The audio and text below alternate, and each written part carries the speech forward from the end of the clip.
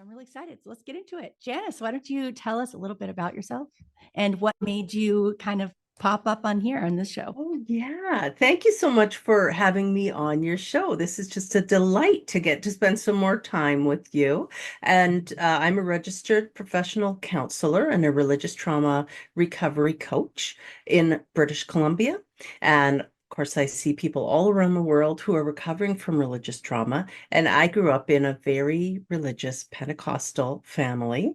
And then I married someone that my pastor set me up with, Oh, and wow. and then we ended up moving to a small town on the prairies for him to attend a Bible college. And while we were there, that's when I really did a deep dive into fundamentalism because I saw these ladies coming into the grocery store in our small town, and they were always dressed ever so modestly in these long, skirts and always had their hair covered, no makeup or anything. And so I thought, what's going on there? I didn't recognize them. And my husband at the time said, oh, well, they are actually a type of Mennonite called Holdeman Mennonites. We have those folks in Canada. And he said that it's actually in the New Testament what they're doing, how carefully they're dressing modestly and covering their hair. And that was shocking to me because I thought I knew the Bible pretty well, and I didn't think there was a mandate still for women to cover their heads. So I read the Bible and the concordance and all the Bible books that explain the Bible, and I decided, ooh, these people, they must be really holy. They are following even more rules, and I love rules because when I was growing up, I had a really volatile religious father who was also a narcissist, and he could be scary at times. And so rules were really important to recognize and to follow. So then I was like, yay, more rules. Yeah, So they I keep you out of got out my trouble. glue gun, Yeah. and that's right. I got out my glue gun and I made my first head covering, and I got rid of all my pants and my shorts and my jewelry, and even stopped wearing my wedding ring at the time, and decided, I was going to move forward in this new holy way. And so I did for a number of years. And then one day, it all just stopped working for me. Wow. The bow broke. Yeah, right. That's kind of what the show is about. Something's about to break and get too heavy and fall. So tell me about that. Like, so you went from going into Bible college as like what a normally dressed person, and then how long did it take for you to recognize these women and adopt what they were doing? How long Oh, did it take for that to oh. kind of happen? Well, we were probably on the campus already for maybe 2 years or something at that point. I was the president of the Okay. student-wide fellowship, all this kind of stuff. So it was relatively normal in that setting. Right. But then once I learned this new exciting truth about more rules to follow, within 24 hours, I was like, bam, that's it. Because, I can be prone to extremes. And certainly that was a case where that happened. And I felt that I was being entirely obedient to scripture. And I did ask my husband's permission at the time. And we're not married anymore, but he's a really pretty laid back kind of chill fellow. And he certainly never put any pressure on me that he wanted me to do that. But he did say he was fine if I felt personally like I needed to do that. Then he gave me his permission. And I had hoped that wearing a head covering would remind me to submit because I have some trouble with submitting. We do, don't we? So some others might recognize that. And so I really had, the best of intentions, and I wore a head covering for a number of years, and I also, started homeschooling the children at that time, just really becoming more isolated and insulated in my views. And then eventually he asked me to stop wearing the head covering because he was pastoring and felt like it was creating a division in the church or just putting a barrier there between me Yeah. and the other ladies who didn't. Although I never told other people that they needed to do it. I took it as quite a Right. personal conviction. But so then we had a year that was very difficult with lots of terrible things that went wrong. And then the last thing being our youngest daughter received a life-threatening diagnosis that would be chronic. And that was just it for me. That was the bow broke right there because I Yeah. was like, I don't know anyone who's tried so hard to live according to the Bible uh, as I had been doing. And then it just seemed like a constant barrage of everything going wrong. And so that was it for me. And I gave myself permission to start looking in other belief systems and religions. So what was going through your head when, you had said, I did all this work. I changed all these things about myself to follow God more than I was following him. And now Mhm. my kid is sick. Like, yeah. Uh, So you said the bow broke. So what was kind of going in your head? You're like, yeah, I've done this all for nothing. Is God punishing me, or is he just not there? Like, what were you Right. thinking? Yeah, excellent, excellent question because certainly that was the whole concept of am I being punished? Those sorts of things were going through my head. And then there were some other Christian people who I'm sure were well-meaning, who also were, you need to pray more, you need to fast more, whatever kind of stuff. And just the idea that yeah, it was potentially something I had done. And then what really snapped it for me was I overheard my daughter, and she was just 10 at the time. I overheard her praying and asking God would he show her what sin she had done so she wouldn't be sick anymore. Like it was heart breaking, but I wasn't ready to kind of throw away God already. What I Right. basically thought was God may be out there, he may be somewhere, but he's not Not here here. where I thought he was. Yeah. And so then I did a deep dive into the New Age movement and had lots of fun studying things that were formerly forbidden, going to psychics and astrology and learning about reincarnation, all this stuff. It was really exciting. And then I felt I had a new community there because I didn't have my Christian community. But then Mhm. after a few years in that community, I there were cracks in the facade there as well. And it got me to a point where I thought, you know what? I'm actually quite fine living my life. Yeah. I have a code of ethics. I don't need to worry about any God or anything else out there to punish me. I'm just going to live my life. And that was really when I was stepping into my own freedom. I like that. Believe it or not, our journeys are a little similar.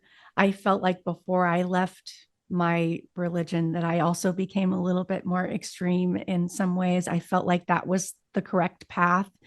And then, yeah, like you said, when I did that, it really didn't improve things and it didn't reassure me in my faith anymore. I actually felt like I was doing it for nothing and there's no point to this. And as I studied more, studied other religions, exposed myself to things that were real and true, it became easier for me to see those contradictions that I had adopted throughout my life because I was raised in it. Um, so when you realized that this wasn't the way that you wanted to live, was it kind of like an overnight thing or was it kind of progressive that you just kind of gradually found your footing as an individual without the God barriers, I guess I would call Right. it. Yeah, Yeah. definitely. It was a progression. I did not like just wake up and say, well, that's it. It's all wrong. Because it was even, I had to give myself permission to start exploring other ideologies because I had been born and raised in, indoctrinated from childhood as well into my own religious beliefs. And at the time, we were living across the street from a used bookstore. And so one day, my husband and the kids were at school, and I thought, I'm going to go over to that bookstore. And this was in the 90s. And so there was a room at the back of the store, and it had a long dark velvet curtain to the floor, and over top of it it said occult and alternative religions. And I was like, I'm going in there, I'm Yeah, going in there. I'm So going in. psych myself up, and I went and I took a big breath and I opened the curtain, and then lightning did not strike me.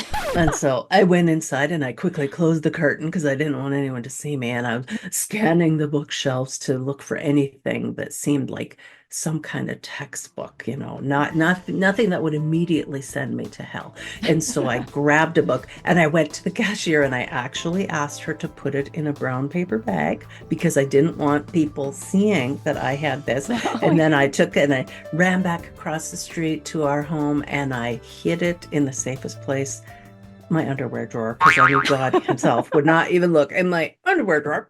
And then it took, over a number of weeks that I read through that book in private. I didn't talk to my husband at the time about what was going on. He, Mm, by that time, wasn't really interested in coming to church, and the kids I was having to drag to church. And so the last time I went to church, I went by myself and I just wept through the service because the hymns and the choruses, they just turned to sawdust in my mouth because I yeah. felt very abandoned by God and by my church family. But so it was a progression of walking out, taking small steps on my own to figure out my own beliefs.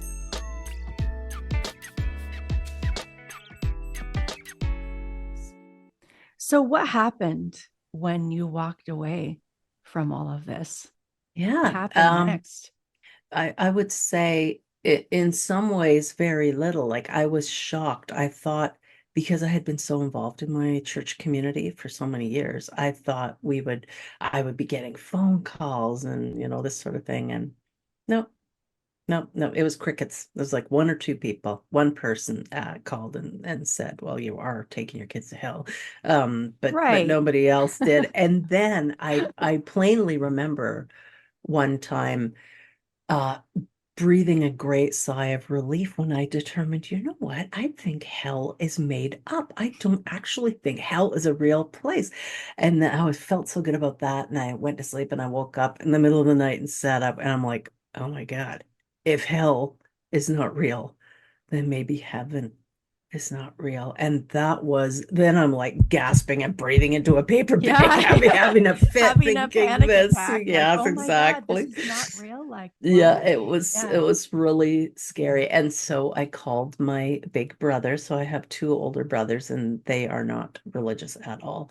And I called the one that I'm quite close to and I explained my concerns. And he said, I've been there. I know what you're going through. He said, here's a video I'm going to recommend that you watch on YouTube. And I watched it and it felt so much better after watching it. And I'll share that if you want, but it was really helpful for me. Mm.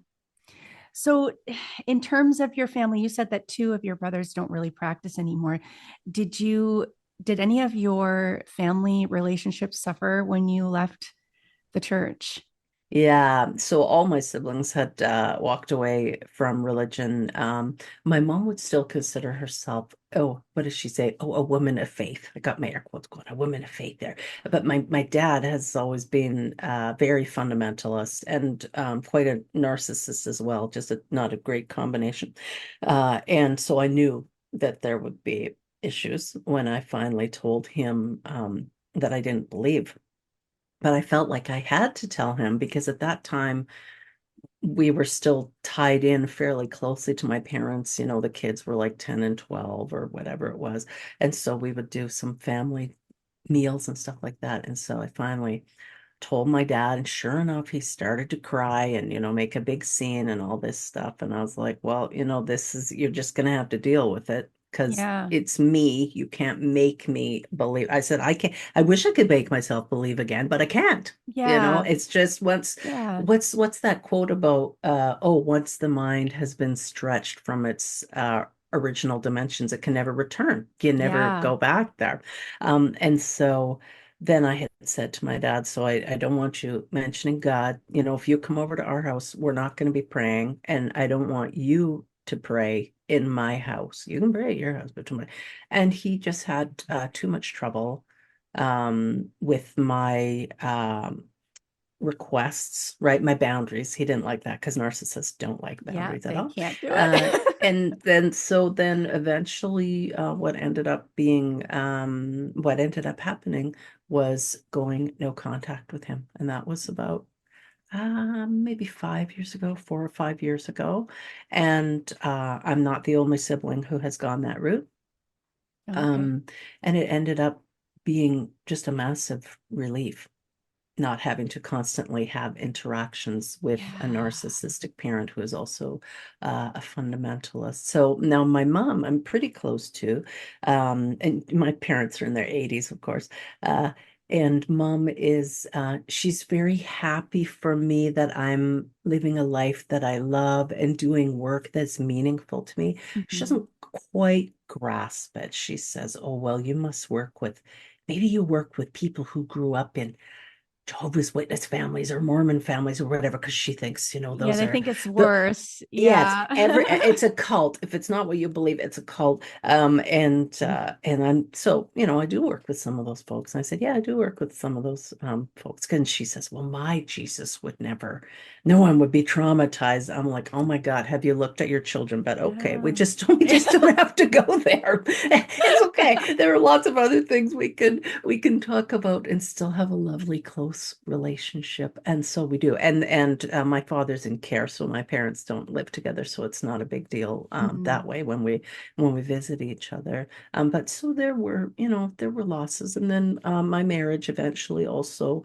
I wasn't able to hold on to that, but I will say I'm tremendous friends with my ex-husband today, and our daughters have grown up and left the faith as well. Mm. So it worked out. Yeah, that's good. Yeah, that's the hard thing about estrangement is that it's kind of bittersweet. For some people, it can be bittersweet. For some people, it is just bitter. So for some people, it is really sweet, and for the majority of us, it's bittersweet. I remember, considering my parents a lot when I walked away from the faith because, like when you said you told your father and he cried, and he was really sad because our parents they actually believe that we will go to hell, and that is very scary for them. They did all this work to dedicate us in the church and to bring us to church and to raise us right, and all for what? For nothing. And then they might have self-guilt about, well, what did I do wrong as a parent?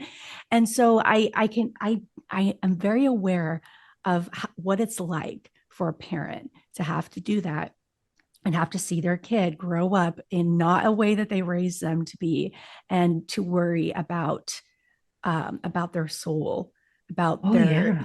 their existence in the future or heaven.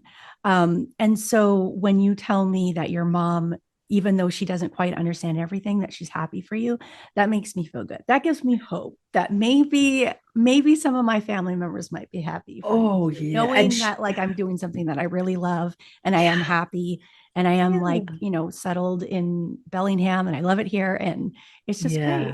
It's Oh, great. yeah. And mom told me eventually later that she had concerns when I started wearing a head covering.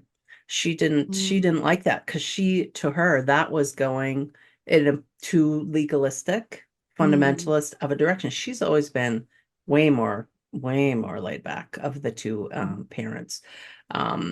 So one was super uptight and one was much more chill. So my mom's just kind of like, yeah, Jesus is great. He loves everyone, so I love everyone. That's Yeah, the kind yeah. of person that she is. And so then it makes it much easier.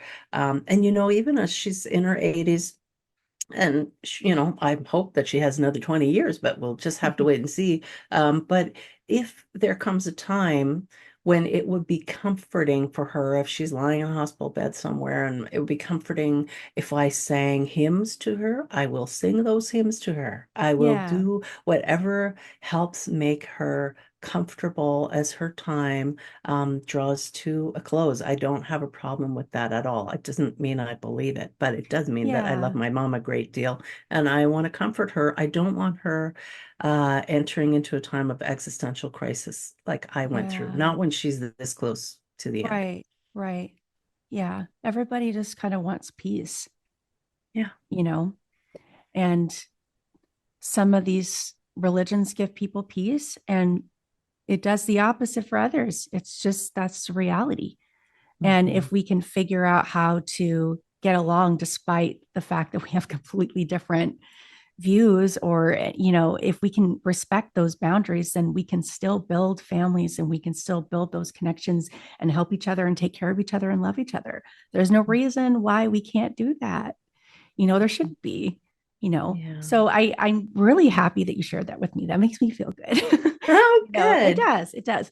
There's a lot of We get a lot of stories on the show where people are just indefinitely estranged from their loved ones, and that's how it's going to be. But it also makes me feel good to know that they've come to that place where they can set those boundaries and protect themselves, Yeah. even if it's hard. Mhm. And it also makes me feel good knowing that people are still trying to, stay in those relationships and make them work, despite everything else. That makes me feel good. Right. Yeah, Um, we can't judge how other people do things. They're right, doing things in a way that seems right to them to do right, them. right. Exactly. You are listening to When the Bow Breaks podcast. To support the show, visit buymeacoffee.com/WTBBpod. You can buy us a cup of coffee, or two, or 10. 10 cups of coffee sponsors an entire WTBB episode. So if you'd like to support the show, visit buymeacoffee.com/WTBBpod. Back to the show. I wanted to kind of switch gears just a little bit because I remember you talking to me we talked a little bit about purity culture. Mhm. And you have something kind of exciting that is set to happen like next spring, you said. That's Why don't you tell me a right. little bit more about that? Because I'm Oh, really excited. yes. Ooh la la. And it will be happening in your neck of the woods. This will be in Seattle next year, May 23rd to 25th. I'm hosting for the first time in person, because everything's been online previously, the Shameless Sexuality Life After Purity Culture Conference. And I'm going to be holding that in Seattle at a hotel right near Pike's Place, which I love. Um, Such a beautiful city, Seattle is. And so I'm going to have people coming and speaking at that event, including my friend, Dr. Daryl Ray, who's the founder of Recovering from Religion. It'll be our Yes, first I time to know meet in Daryl. person. Yeah. We've spoken many times online, and he's spoken at also at the Conference on Religious Trauma, which I also host. He's spoken there several times, but this will be the first in-person event that I'm doing. So I'm excited about that. And if people want to buy tickets because they're on early bird sale right now, they can go to shamelesssexuality.org. That's like org as in orgasm. Shamelesssexuality.org to buy their tickets. I love that. Remember that. .org, like orgasm. Got it. As a coach, can you tell me a little bit about, like, what would you tell someone else who's kind of going through this estrangement thing, along with religion? Is there any advice that you would give our listeners who are kind of actively going through that struggle? So do you mean estrangement from family members or estrangement from the religion? I guess maybe a little bit of both, because I feel like when you leave a religion, I feel like it's only natural that there's other people that you just end up not speaking with. I feel like that just kind of happens, even if you're not Mhm. intending for that to happen. So I guess a little bit of both, I guess. Right. Yeah. Yeah. So I always let people know that they are not alone. They're not the first and they won't be the last person to decide that religion is not for them.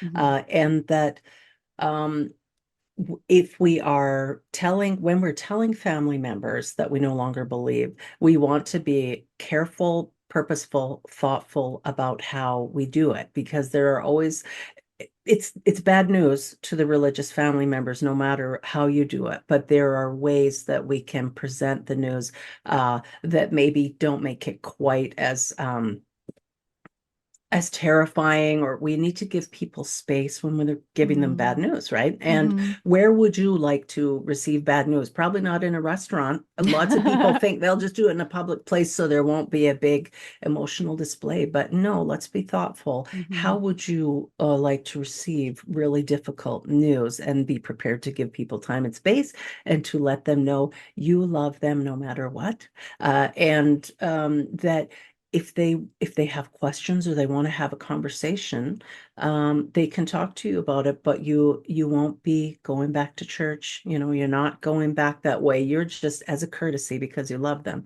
letting them know that you don't hold those beliefs anymore. And of course, then we make the shift from shared beliefs to shared values. And this is what I tell people when they're still interacting with loved ones, maybe even a spouse, or parents who still hold those beliefs, but we don't hold them anymore. So then we just talk about, we move more to the shared values idea. I'm still a compassionate person. I'm still a merciful person. I'm still someone who really enjoys having some fun and good times with other people, just connecting with them on a real heart level. Those things haven't changed about me. The only thing that's changed is I don't believe that there is a God waiting to smite me up there. Right. So Yeah. I remember when I left, some people were like, wow, you aren't really the person that you used to be. And I had to explain to them the person who I used to be wasn't really me. I had exactly. a book full of standards I had to live up to, and I worked really hard to try and live up to them. And I just couldn't continue living that way because I knew that it just wasn't for me. And not only it wasn't for me, it was harming me and my family. And I couldn't do it anymore. That was the Yeah, reasons why I left. And, it's so it true. doesn't mean that I hate other people or anything like that. I didn't do that to hurt my family. I Right. didn't do that to hurt the church. I talk about Mhm. these things because it helps heal me and it helps other people. So that's why I do this. Oh, I love it. Yeah. I'm so glad that you do. You're providing a great service. And I think people will recognize the tug of war if we're talking about this battle between acceptance and uh being our true selves. We Mm, go along with that. We would kind of try and toe the line so we don't make waves, until our need for authenticity really overwhelms that. At that yeah. point, we're like, you know what, I love you so much. It's important for me to be myself. I want to be Mhm. myself with you, and Yeah. this is who I really am, and I invite you to be who you really are too. Do you have anything else you want to let our guests know about you or your services or a way to Sure. get it connected with you? Sure, yes. So my book will be coming out, I believe, in September, and it'll be called Divorcing Religion, a Memoir and Survival Handbook, because I have in there the workshop that I developed for people who are divorcing religion. So that'll be coming out in September. And my website is divorcingreligion.com. People can reach out to me there, and they'll find me on Threads as well, and Instagram, I think, as Divorcing Religion. Awesome. Well, thank you, Janice. If you'd like to say hello, or if you'd like to be a guest, or if you have a story to submit, please send us an email at wtbbpodcast@gmail.com.